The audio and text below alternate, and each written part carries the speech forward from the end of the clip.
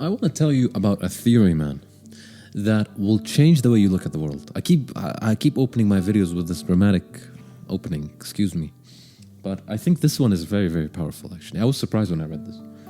It's called the broken window theory. The theory is two guys in 1980s. They were criminologists. They were studying why crime was happening in certain areas in New York. And New York at the time, crime was through the roof. Yeah, it was dreadful, actually.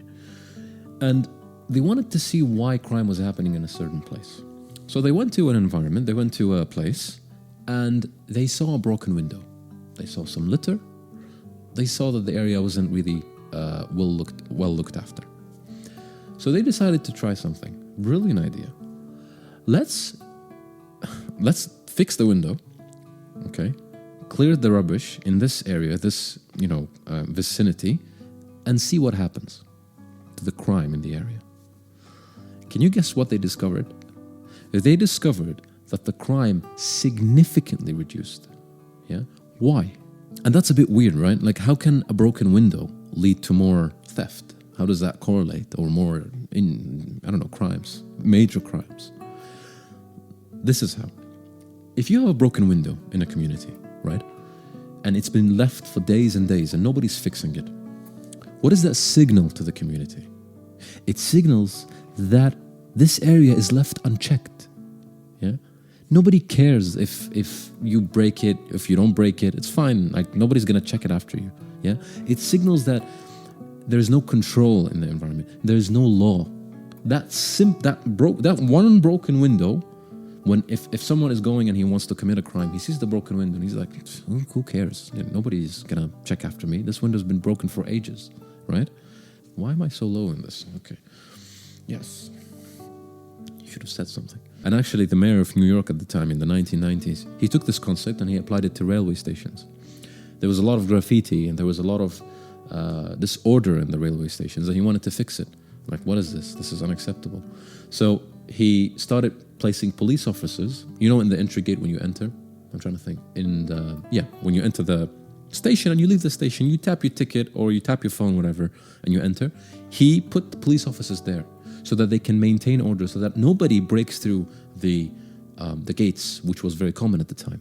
Okay, so when he did that, he discovered everything changed in the transport system only because of that one thing. And people were seeing a drastic improvement in what? In the railway system in New York. Why? Only because he did that one change, which was what? Fix the window. He fixed the window in the railway station, and look what happened. So how do you implement this theory into your life? That's the next question. Okay. So let's say you're in a workplace, okay? And you see some posters hanging like that. That's a broken window, essentially. Because if you left it there and nobody cared about it, it sends a signal to the rest of the community or the people working there. That should be fixed. If a clock is not working, for example. If a clock is not working, the first thing that I see is the clock working. If it's not working, nobody cares. There's disorder everywhere then. If the clock, which is in front of everyone, is not working, okay? When you have that in a community, it sends a signal towards you and everyone else that there is disorder. So let me tell you this. For example, let's say you're studying or working on your desk and you leave an empty pizza box after you finish it for weeks, right? For weeks, it stays there.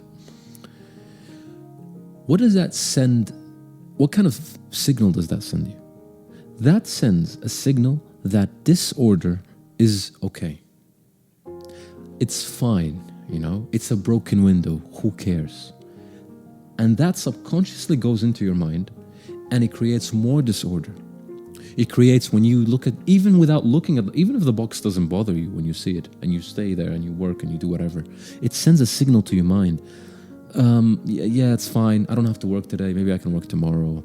It creates more disorder without you knowing that it does. And that's the problem. That's with what happened with people back in New York. Is that you have I'm not saying the broken window caused them to commit crimes. I'm saying it definitely caused a lot of, not caused, but it sent a signal, very strong signal. Disorder is okay. You can do whatever you want. Who cares? And when you keep doing that across your life, for example, you keep canceling on a friend, it's small things here and there. They pile up slowly and they turn into what? A rut. Because you have a lot of broken windows everywhere that you're not fixing, and I'm not fixing, and we will fall into disorder. So what am I trying to say? I'm trying to say, fix the small things. Look at the small things. Even on your computer, for example, the way you order your files. If you order them in a specific way, work will feel so much easier for you.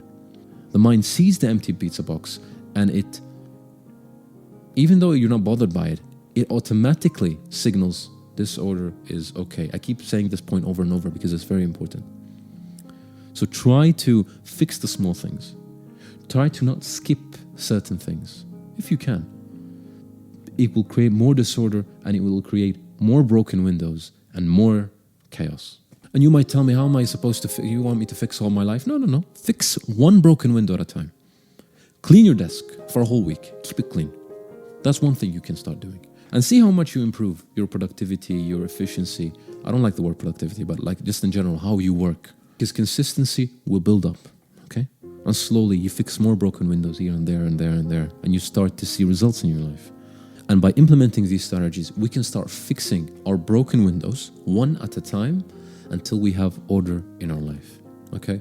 I hope you guys enjoyed this video. Hit the like button for me to help me in my journey on YouTube. And as always, Assalamu alaikum.